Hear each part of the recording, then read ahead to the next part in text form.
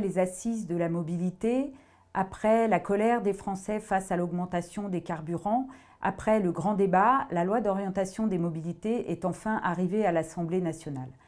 Cette loi d'orientation des mobilités, qui est une loi essentiellement technique, n'accompagne pas financièrement les collectivités locales dans la mise en place de transports sur l'ensemble des territoires, puisque c'est l'objectif de cette loi d'orientation des mobilités d'accompagner les Français dans leur transport au quotidien. Très clairement, l'État, au travers de la taxe carbone, la taxe que les Français payent sur leur carburant, va rapporter à celui-ci plus de 6 milliards d'euros cette année. Et sur ces 6 milliards d'euros supplémentaires, l'État ne reversera aux collectivités qu'environ 200 millions d'euros. Comment demander à ces collectivités, régions, départements, communes, intercommunalités de faire du transport alors que le gouvernement et l'État se mettent dans la poche une cagnotte de 6 milliards d'euros. Plus de 50 heures de débat en commission développement durable, plus de 50 heures également en séance publique et au final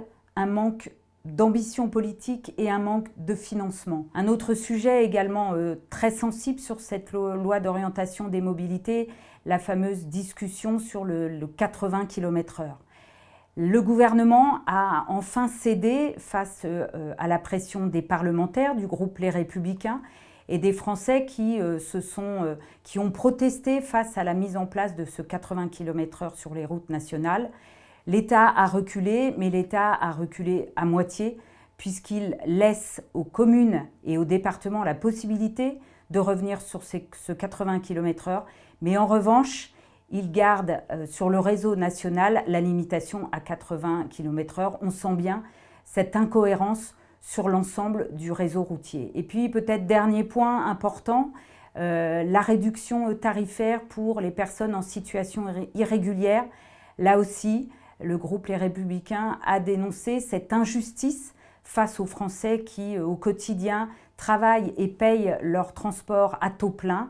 L'État, le gouvernement, La République En Marche a refusé d'annuler cette réduction tarifaire pour les gens en situation irrégulière. C'est un signal très mauvais adressé aux Français et notamment à tous ceux qui, au quotidien, travaillent et payent leur transport.